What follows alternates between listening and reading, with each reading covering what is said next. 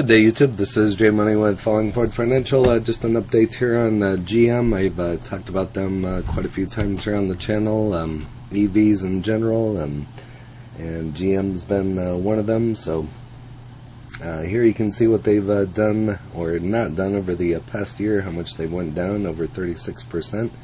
Pretty much like a lot of other stocks. Was at the 57, 62 range there back in January. So I have said this before, I wish I would have sold everything back in January because it's just went down ever since then. So the past 3 months down over 18%, and here in the past month they're actually green, up 5.8%. And here's a look at the past week. So everything's been doing good in the past week. Could have got a good dip by there, so but good last week, up over 11%, and here today, so up a percentage, so not too bad. Currently at $34.60. Ticker is GM. Like I said, I've talked about them a couple times. If you don't know what they are, they manufacture and sells cars. One of my favorite GM products is a Corvette. I have a Cadillac. We'll be talking about a Cadillac here later. But they have everything. Buick used to have Oldsmobile, Pontiac, GMC. So big company, been around forever, since 1908. Market cap of $50.68 billion. High today of $35.02, low of $34.05, 52-week high of $67.21, and a low of $30.33, so a little bit over 50%. Average volume of 14.93 and a volume of 10.11 million. So this doesn't list a dividend. They were paying a dividend, but I'm not sure if they still are or not. Ford reinstated theirs, but not for sure about GM. 77% on the buy ratings on GM, and here's a look at their next earnings on July 26th. So just coming up a week from yesterday. So here's some of my past dividends. $1.14 back in March of 2021 or 2020, 38 cents per share. And here's where I bought the shares in January, and it just hasn't moved much since then. It's been up, but it's also went back down. So, but doesn't say much about their dividend there. Here's the article that I found. General Motors offers rebate on 2023 Cadillac Lyriq, or maybe it's Lyriq, if drivers sign a NDA agreement to tracking. So I found that kind of interesting. Out about 4 days ago, there's a picture of the Cadillac, sweet looking ride there. So giving some customers a discount on the 2023 Cadillac Lyriq in exchange for signing an NDA and agreeing to let GM track how they use it. The importance of the Lyriq to Cadillac's future is, as a brand transitions to all-electric by 2030, cannot be overstated. So a spokesperson for the automaker said the rear-wheel drive Lyriq starts at $62,990, a $3,000 price bump from the Lyriq debut edition. The all-wheel drive model starts at $64,990. So why would you not spend $2,000 more to get an all-wheel drive as opposed to a rear-wheel drive? That's pretty interesting. So, if you've drove one or have a Cadillac, you can list that in the comments as well. So I have an older Cadillac, love it, rides great. Be looking to get a new one when I wear this one out. So the automaker gave the customers a $5,500 discount on the purchase or lease of the Lyriq, according to two sources similar to the plan who did not have authority to speak on it, of its details of it. So I've covered GM a couple times, Cadillac once or twice. They have quite a few models coming out. So the importance of the Cadillac's future as the brand transitions to all-electric by 2030 cannot be overstated. They're being built by GM. Spring Hill Assembly Plant in Tennessee is one of GM's first EVs to use the Ultium battery propulsion system that will underpin 29 other new EVs GM will bring to the market in the next few years. The 2022 GMC Hummer pickup, which started rolling out late last year. I still haven't seen one of those. Also uses the Ultium. I did a video way back when about the Hummer coming out. I think it's got like 1,000 horsepower or something like that. Just looks like a beast. So good that they're interesting that they're bringing those back. So I still see Hummers from time to time driving around, but I think people have kind of put them away and kept them. So but here's some more information, pretty much the same information we've already went over. Moving on over here, first on CNN, Goodyear developing airless metal tires for GM's Moon Buggy. I thought this was really interesting as well. So back on the out on the 20th. So General Motors and Lockheed Martin are working together on a new lunar rover, but it needs tires, so Goodyear is now joining the team. So very interesting. GM and Goodyear GT have been over this dry, dusty ground before. Both companies worked on NASA's original lunar roving vehicles that went to the moon in the early 1970s. GM then working with Boeing instead of Lockheed Martin, and the 3 lunar rovers they created are still up there sitting on Goodyear tires made from the wire mesh. So very interesting.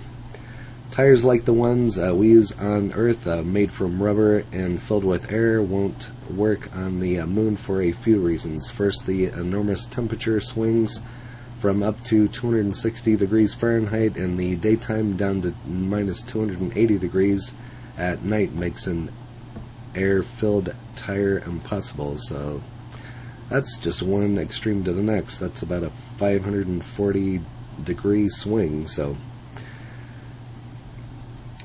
air expands and contracts as temperature changes, so keeping an air-filled tire from going flat at night or exploding during the day would be extremely difficult. So now you see why they're using what they use. So second, the moon is bathed in intense radiation that degrades rubber because there is no atmosphere. So there's a look at the tire. Very interesting, kind of cool, futuristic. Never mind the fact that changing a flat tire on the moon wouldn't be easy in stiff spacesuit gloves. So another good point. Challenges are even greater this time than they were 50 years ago. Though the original lunar rovers were essentially disposable, they were designed to work for a short time then as planned, and they were abandoned. The new rovers, which are electric like the originals, since internal combustion engines also wouldn't work on the airless moon, can be recharged over and over so they can keep working for years. So very interesting when you start studying the moon. So technically the lunar rover won't have tires in the traditional sense. The wheels and tires will be one piece. As the airless tires used on Earth, Goodyear uses airless rubber on experimental autonomous delivery vehicles where there's no driver to change tires. Michelin sells similar airless tires for lawn mowers and other equipment.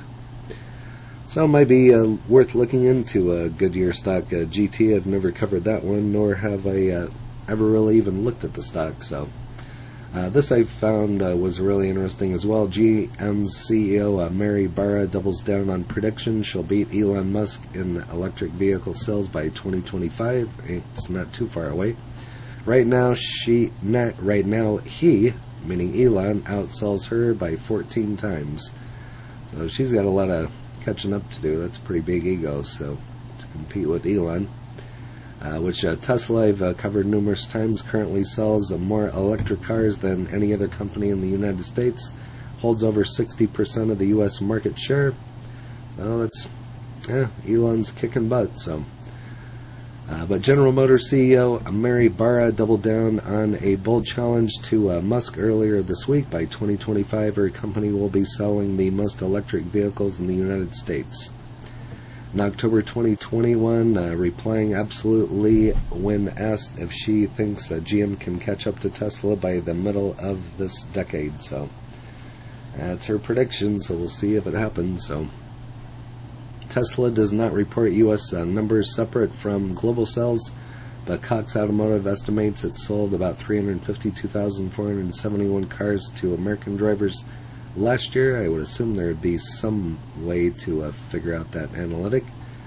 That's around 14 times more than GM's Chevrolet brand after a recall due to a battery fire risk and paused production. Production is part of GM's larger goal is to sell only zero-emission vehicles by 2035. It has pledged to invest $35 billion in electric and autonomous vehicles so they can roll out 30 new battery-powered models globally leading up to 2025. So we'll see what happens with that. They're bringing back the Bolt. I still see the older styles from time to time. Don't know why they ever quit making those, but they added next year the company will be launching 3 high-volume Chevrolet EVs, the Silverado, Blazer, and Equinox, and have many other EV projects that will launch before 2025. Beating Tesla on pricing, so that might be the way they do it. To get to 30, 40, 50% EVs being sold, you have to appeal to people that are in that $30,000 to $35,000 price range, which is an excellent price range.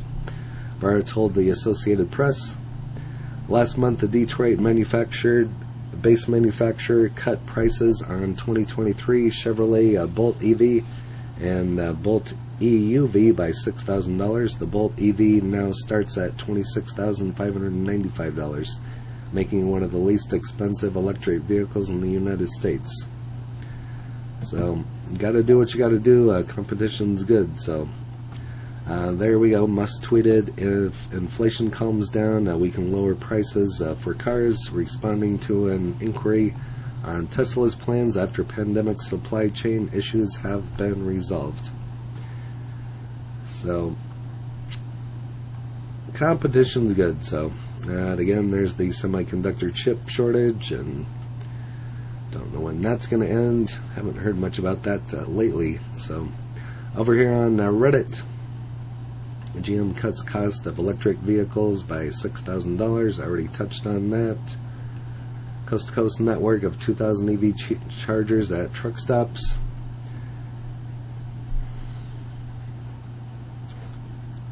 Over here on StockTwits, currently at $34.76. I'll start attacking Tesla for selling $1 billion worth of Bitcoin. Just keep in mind that F is basically a bank that sells cars along with GM and all other big auto companies. Huh. Interesting. F is Ford. And there we have GM and Rivian. I talked about Rivian a week or two ago and actually saw a Rivian that same week. I had to look twice. Never seen one in person, so not too many of them around here in Omaha. Massive Ford layoffs. Excellent misery loves company. Over here on MSN Money, currently showing it as a buy with a upside of $55.38. So that's what the analysts are rating that one. So not too bad.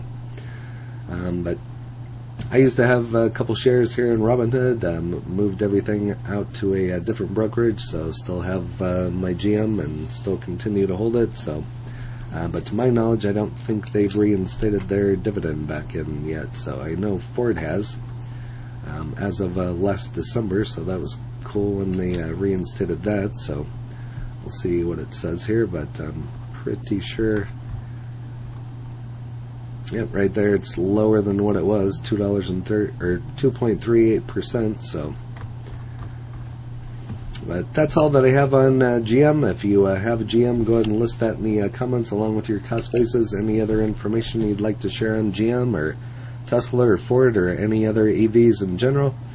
And if there's any other stocks out there you want me to make a video on, I'd be happy to take a look and see what I can do for you. And if you haven't smashed that like button yet, go ahead and hit that for me, as well as subscribing and hit the bell so you're notified of when the next videos drop. Again, this is J Money following Ford Financial. Happy trading, happy investing, stay green. Cheers.